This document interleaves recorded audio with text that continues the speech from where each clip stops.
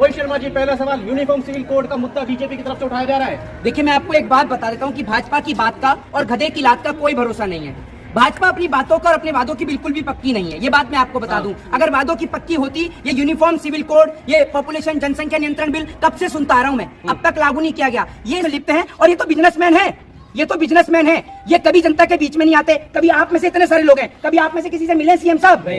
मिले? आप मिलने जाते हैं? कभी उनके घर पे मुलाकात होती है? मिलते? यहाँ रहते हैं, बेंगलोर रहते हैं? सुन लीजिए, अब रहते बेंगलोर में हैं, ठीक है, चुनाव यहाँ से लड़ रहे हैं, तो वोट इनको कोई क्यों देगा? देंगे आप लोग वोट? ये एक ऐसी सीट है पूरे कर्नाटका की जो सबसे हॉटेस्ट सीट है, और मैं आपको बता दूं, बसवराज बोम्मई यहाँ से हारेंगे और इनको हराने का जिम्मा जो सबसे पहले किसी ने लिया है तो नौजवानों ने लिया है। लिया नहीं लिया है? हराएंगे नहीं हराएंगे? और ये इस टाइम पर यहाँ पर हिंदू, मुस्लिम, सिख, ईसाई सभी लोग मौजूद हैं, लेकिन बाबा साहब ने एक ही बात कही है कि ना तू हिंदू की बात कर, ना तू मुस्लिम की, ना तू सिख की, ना तू ईसाई की बात कर, तू सिर्फ इंसानियत की बात कर। यहाँ के नौजवान सिर्फ और सिर्फ जो यहाँ के करप्शन मिनिस्टर बसवराज बोम्मई हैं, जो कि बेंगलोर में रहते हैं और चुनाव यहाँ से सिगांव से लड़ते हैं, तो सिगांव की जनता ने यह ठाना है बसवराज बोम्मई को यहाँ से भगाना है। भगाना है नहीं भगाना है? इस देश के अंदर जब जब तिलक रुस्वा हुआ है, उसका साथ देने के लिए टोपी आई है, और तिलक और टोपी का संबंध तेल और पानी का संबंध है, ये समझ लीजिएगा, और ये संबंध कभी नहीं टूट सकता। और आप ये देखिए, ये है कर्नाटक जिसने 10 लाख के सूट वाले को लुंगी पहनवा दी, समझ रहे हैं? और अभी याद रखिएगा, यही कर्नाटक जो है भाजपा का नाटक भी समाप्त करेगा। ये लिख के ले जाइए आप। कर्नाटक की सबसे वीआईपी सीट पर मौजूद हूँ। यह है जो कर्नाटक के सीएम बोम्मई जी की सीट है। यहाँ से वो पिछली बार जीते भी थे और सीएम बाद में उनको बनाया गया था, और बीजेपी का मैनिफेस्टो भी लॉन्च हो चुका है, उस पर हम बात करेंगे मोहित शर्मा से कि क्या है। और जो सबसे बड़ी खास बात है उसमें यह है, यूनिफॉर्म सिविल कोड के बारे में बोला गया है कि यूनिफॉर्म सिविल कोड लागू होगा और महिलाओं को 10,000 FD भी करा के दी जाएगी। मोहित शर्मा जी, पहला सवाल, यूनिफॉर्म सिविल कोड का मुद्दा बीजेपी की तरफ से उठाया जा रहा है। देखिए, मैं आपको एक बात बता देता हूँ कि भाजपा की बात का और गधे की लात का कोई भरोसा नहीं है। भाजपा अपनी बातों का और अपने वादों की बिल्कुल भी पक्की नहीं है। ये बात मैं आपको बता दूं। अगर वादों की पक्की होती, ये यूनिफॉर्म सिविल कोड, ये पॉपुलेशन जनसंख्या नियंत्रण बिल कब से सुनता आ रहा हूं मैं, अब तक लागू नहीं किया गया। ये सिर्फ वोट बटोरने का जरिया है, लोगों को लड़ाने का जरिया है। ये देश का नौजवान है और मेरे सामने समक्ष बाबा साहब भीमराव अम्बेडकर की प्रतिमा है। हम बाबा साहब को मानने वाले लोग हैं, हम लोग कलम में भरोसा रखते हैं, ठीक है ना? आप जो लोगों को भड़काने का प्रयास कर रहे हैं, आप सोच रहे हैं कि लोग शिक्षा, स्वास्थ्य, बेरोजगारी और महंगाई से ध्यान हटा लें, तो ये एक आपकी गलतफहमी है। जितने भी लोग यहाँ पर खड़े सब नौजवान हैं। ये नौजवान शिक्षा मांगते हैं, इनको रोजगार चाहिए, इन्हें महंगाई से निजात चाहिए। इनमें से किसी के पिताजी रिक्शा चलाते हैं, किसी के पिताजी मजदूरी करते हैं, और इनके पिताजी का एक ही सपना है कि मेरा बेटा डॉक्टर बने, इंजीनियर बने, एडवोकेट बने, कलेक्टर बने, ना कि वो नाली से गैस निकाले या कहीं पे चाय बेचे। अगर किसी के पिताजी चाय भी बेचते हैं, चाय बेचना कोई गलत काम नहीं है, अगर किसी के पिताजी चाय भी बेचते हैं तो वो ये हमेशा यही सोचते हैं कि अगर मैं चाय बेच रहा हूं तो मेरा बेटा डॉक्टर, इंजीनियर या कलेक्टर बने। लेकिन देश के प्रधानमंत्री और देश की सरकार जिस तरीके से लोगों को गुमराह करने का काम कर रही है, सरकार ने मैनिफेस्टो में एक ही बात कही, उन्होंने कहा है कि हम आपको 3 सिलेंडर देंगे त्योहारों पे। मैं पूछना चाहता हूँ कि क्या सिलेंडर उत्तर प्रदेश में मिल गए? दिया आपने उत्तर प्रदेश में सिलेंडर? लोगों के पास देश की, सुन लीजिए, यहाँ पर यहीं की बात कर रहा हूँ मैं, यहीं की बात कर रहा हूँ, अमेरिका की बात नहीं कर रहा हूँ। 80 करोड़ जनता को देश की सरकार जो है वो मुफ्त में राशन देती है। एक बात आप मुझे बताइए कि एक सिलेंडर क्या पूरे साल भर चल जाएगा? साल में 3 सिलेंडर दे रहे हैं ना, एक सिलेंडर कितने दिन चलेगा? 10 दिन, 15 दिन, 20 दिन। उसके बाद में उस सिलेंडर में गैस कैसे भरी जाएगी?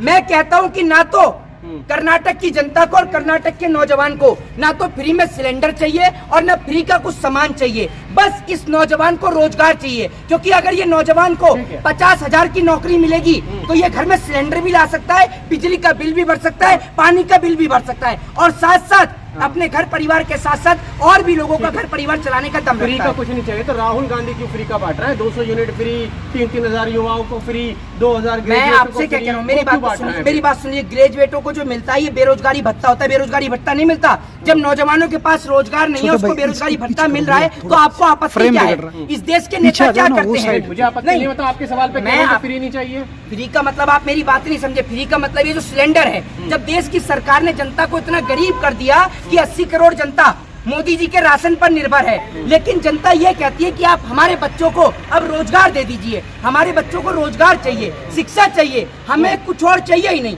हमें आप एजुकेशन दे दीजिए। दूसरी बात, जो यहाँ के जो सीएम है बसवराज बमई, ठीक है, आप चले जाइए निकलकर, यहाँ पर विकास के नाम पर, डेवलपमेंट के नाम पर सब कुछ जीरो है, ठीक है। और वो जो कहते हैं ना कि मैं तो एक आम आदमी हूँ, एक आम आदमी हूँ, उनकी गाड़ी का शीशा नीचे नहीं होता, इतने बड़े आम आदमी है, आते हैं और आकर चुपचाप निकल कर चले जाते हैं। इनका नाम सीएम की जगह फुल फॉर्म सीएम की ये है करप्शन मिनिस्टर, ये भ्रष्टाचार मंत्री हैं, पूरी तरीके से करप्शन में लिप्त हैं। और ये तो बिजनेसमैन है, ये तो बिजनेसमैन है, ये कभी जनता के बीच में नहीं आते। कभी आप में से इतने सारे लोग हैं, कभी आप में से किसी से मिले सीएम साहब? मिले? आप मिलने जाते हैं? कभी उनके घर पे मुलाकात होती है? मिलते? यहाँ रहते हैं, बेंगलोर रहते हैं? सुन लीजिए, अब रहते बेंगलोर में हैं, ठीक है, चुनाव यहाँ से लड़ रहे हैं, तो वोट इनको कोई क्यों देगा? देंगे आप लोग वोट? ये एक ऐसी सीट है पूरे कर्नाटका की जो सबसे हॉटेस्ट सीट है, और मैं आपको बता दूं बसवराज बमई यहाँ से हारेंगे, और इनको हराने का जिम्मा जो सबसे पहले किसी ने लिया है तो नौजवानों ने लिया है। लिया नहीं लिया है? हराएंगे नहीं हराएंगे? और ये लोग जरूर हराएंगे, बिल्कुल हराएंगे। और हराने का सबसे बड़ा कारण ये है जिस तरीके से यहाँ पर लोगों को बांटने का प्रयास किया जा रहा है, हिंदू मुस्लिम सिख ईसाई के नाम पर। इस टाइम पर यहाँ पर हिंदू मुस्लिम सिख ईसाई सभी लोग मौजूद हैं, लेकिन बाबा साहब ने एक ही बात कही है कि ना तू हिंदू की बात कर, ना तू मुस्लिम की, ना तू सिख की, ना तू ईसाई की बात कर, तू सिर्फ इंसानियत की बात कर। एक ऐसे व्यक्ति जो मेरे साथ समक्ष खड़े हुए हैं, उन्होंने सिर्फ इंसानियत की बात करने के लिए कही है। इसीलिए नौजवान यहाँ पर न हिजाब का मुद्दा चाहते हैं, न मंदिर और मस्जिद का मुद्दा चाहते हैं, न कुरान का और नमाज का मुद्दा चाहते हैं। यहाँ के नौजवान सिर्फ और सिर्फ जो यहाँ के करप्शन मिनिस्टर बसवराज बमई हैं, जो कि बेंगलोर में रहते हैं और चुनाव यहाँ से सिगांव से लड़ते हैं, तो सिगांव की जनता ने ये ठाना है बसवराज बमई को यहाँ से भगाना है। भगाना है नहीं भगाना है? और ये लोग आपको बता दो, ये कलम के सिपाही हैं। जो लोकतंत्र में सबसे बड़ा हक और अधिकार है वो है वोट का, उस वोट की चोट देंगे ये लोग। जो लोग यूनिफॉर्म सिविल कोड मांग रहे हैं, जो लोग हिजाब बैन करने मांग रहे हैं, वो भी तो इसी देश के हैं। हाँ, तो उनसे ये तो पूछ लीजिए कि अब तक जनसंख्या नियंत्रण बिल लागू हो गया? अगर जनसंख्या नियंत्रण बिल लागू हो जाता तो मनोज तिवारी तीसरी बार बाप नहीं बनते। अभी वो रवि किशन कह रहे हैं कि मेरे 4 बच्चे कांग्रेस की देन है। भाई आपके 4 बच्चे कांग्रेस की देन कैसे हैं?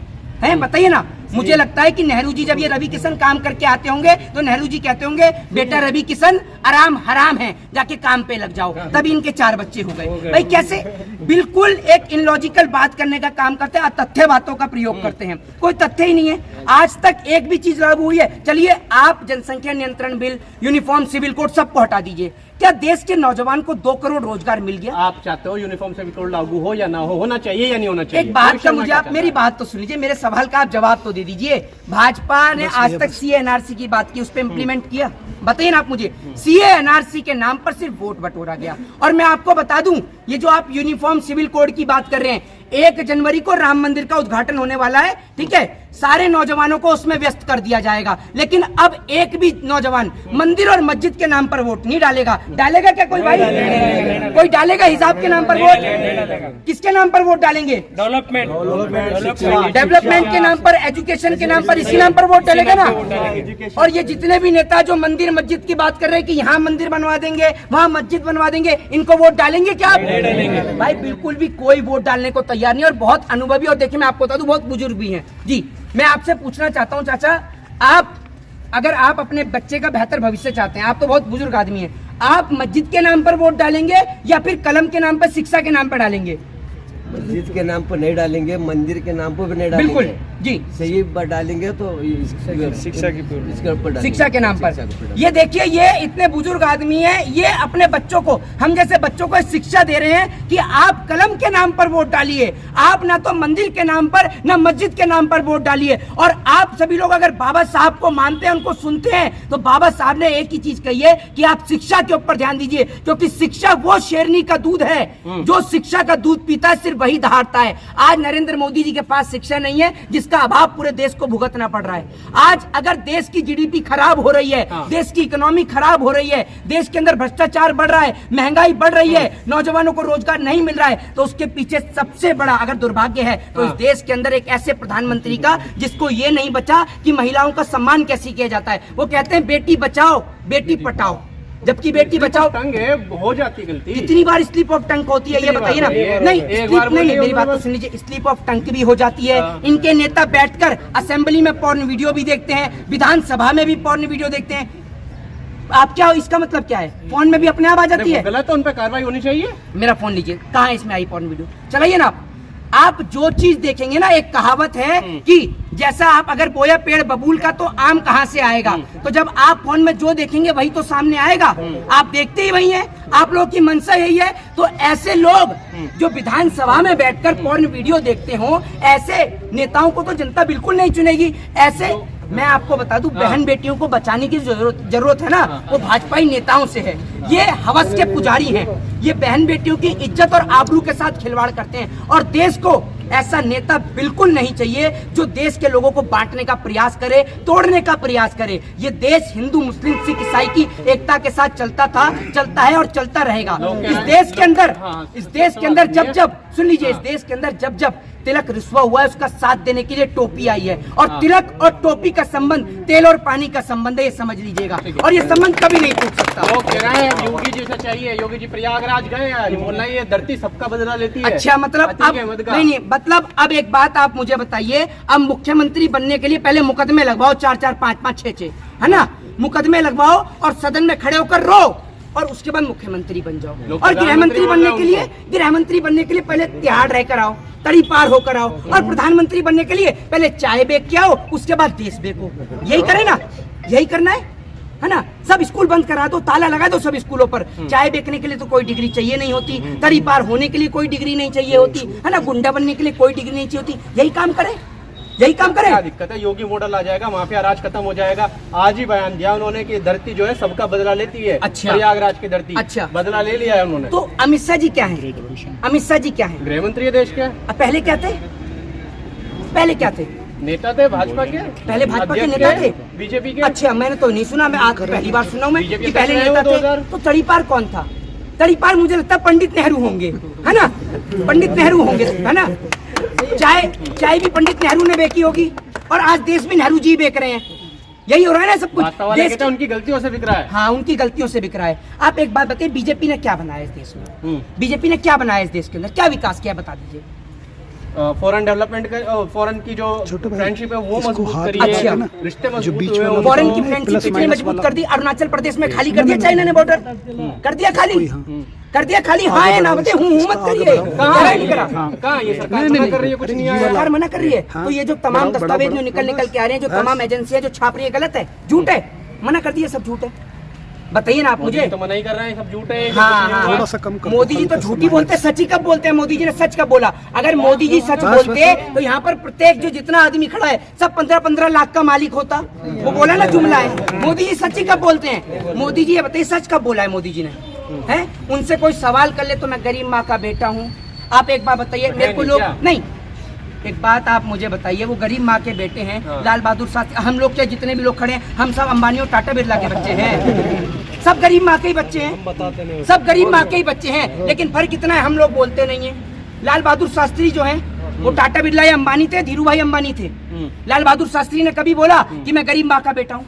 बताइए ना आप मुझे। और भी तमाम नेता हैं जो गरीब माँ के बेटे हैं, लेकिन वो कभी नहीं बोलते। आप इकलौते गरीब माँ के बेटे नहीं है। और आप ये देखिए, ये है कर्नाटक, जिसने 10 लाख के सूट वाले को लुंगी पहनवा दी, समझ रहे हैं? और अभी याद रखिएगा, यही कर्नाटक जो है भाजपा का नाटक भी समाप्त करेगा। ये लिख के ले जाइए आप। और आप कहते हैं ना कि कांग्रेस ने क्या बनाया और अन्य सरकारों ने क्या बनाई। जिस स्कूल से आपके पिताजी और आप पढ़ के निकले ना, वो कांग्रेस की देन है। जिस स्कूल के, जिस अस्पताल में आप पैदा हुए, जिस अस्पताल में आपका इलाज हुआ, आपके घर परिवार के लोगों का इलाज हुआ, वो अस्पताल कांग्रेस ने बनाया। जीरो हो गई है कांग्रेस। एम्स, ठीक है, जितनी तमाम चीजें आप देखते हैं, जरूरत थी उतनी नहीं बना पाई ना। जनसंख्या बढ़ रही थी, जो बना दिए 50 साल पहले वही बने हुए थे। उनकी हालत खराब थी। मोदी जी ने मतलब नहीं, मोदी जी ने जनसंख्या बढ़ी तो टॉयलेट बना दिए, शौचालय बना दिए, बहुत बढ़िया काम कर दिया। शौचालय से क्या निर्माण हुआ है? शौचालय में रोजगार मिलता है। आप शौचालय पे चौकीदारी करते हैं। तो जहाँ शौचालय नहीं थे, जिन घरों में नहीं थे, वहाँ जरूरत थी। ऐसे थोड़ी ना। मतलब एक व्यक्ति ने इसरो बनाया, मेडिकल के हॉस्पिटल्स बनाए, एम्स बनाया, वो सब जीरो है। जिसने टॉयलेट बनाए, शौचालय बनाए, वही सुपर हीरो है? वही सुपर हीरो है? बोलिए ना। हम ये नहीं कह रहे कौन जीरो था कौन हीरो था। हमारा सवाल ये है कि आप जिस हिसाब से जरूरत थी, जिस हिसाब से डेवलपमेंट की जरूरत थी, शायद वो नहीं हो मैं पाया आपसे कांग्रेस कहता में। हूं मुझे 5 मेडिकल कॉलेज का नाम गिना दीजिए, या फिर आप 5 ऐसे एम्स बता दीजिए जो भाजपा की सरकार में बने हो, 5 स्कूल बता दीजिए जो जड़ से भाजपा की सरकार में बने हो। आप में से कोई भी, इतने सारे लोग खड़े, 5 स्कूल का नाम बताइए। यहाँ से बसवराज बोम्मई जो सीएम है भैया, ये सोच लीजिए, वो सीएम जो कभी यहाँ पर सिर्फ चुनाव के वक्त में आते हैं, चुनाव के वक्त में आते हैं, अपनी गाड़ी में रहते हैं आलीशान में, लेकिन हालत इस वक्त पे इतनी टाइट है कि अपनी वाइफ से लेकर बेटे तक सबको चुनावी प्रचार में उतार दिया है। वो व्यक्ति जिसका गाड़ी का कांच का शीशा नीचे नहीं होता था, आज तो वो खुद जमीन पर है। ये कर्नाटक की जनता ने इनको दिखाया है, क्योंकि नौजवान आज एकजुट हो गया है। नौजवान आज मिलकर एक ही चीज कह रहा है कि हमें शिक्षा के नाम पर वोट देना है, मंदिर मस्जिद पे नहीं। अगर इतनी बुराइयां हैं तो जीत कैसे जाते हैं बोम्मई साहब? जीत कैसे जाते हैं? मुख्यमंत्री कैसे बन जाते हैं? जीत इसलिए जाते हैं क्योंकि कहीं ना कहीं जो है वो ईवीएम का भी घोटाला और घपला रहता है। अच्छा। लेकिन नौजवान जो है, सुन लीजिए मेरी बात सुन लीजिए, नौजवान ने इस बार एक ही चीज ठाना है कि बूथ पर बैठे रहेंगे, डट के रहेंगे, और जब तक वोटिंग नहीं होगी, काउंटिंग नहीं हो जाएगी, अपने घर नहीं जाएंगे। और इस बार बसवराज बोम्मई जो है वो बेंगलोर की टिकट कटवा लें, फ्लाइट से भेजें या रेलगाड़ी से? या पैदल ही भेज दें? पैदल भेज दें ना, पैदल चलना बस की नहीं है तो रेलगाड़ी से भेज दें। रेलगाड़ी से भेज देते हैं, चाय के स्टेशन पे उनको भी चाय का ठेला दिला देते हैं। तो भैया अभी तो 2024 में बसवराज बोम्मई को जो है, 2023 में कर्नाटक के चुनाव के बाद बसवराज बोम्मई को चाय का ठेला दिलाया जा रहा है बेंगलोर स्टेशन पर, और उसके बाद नंबर मोदी जी का है। मोदी जी आपको पहले तो चाय बेचते किसी ने नहीं देखा था, लेकिन इस बार 24 में हरा के आपको चाय बेचते हुए पूरा देश देखेगा। जय हिंद, जय भारत, वंदे मातरम।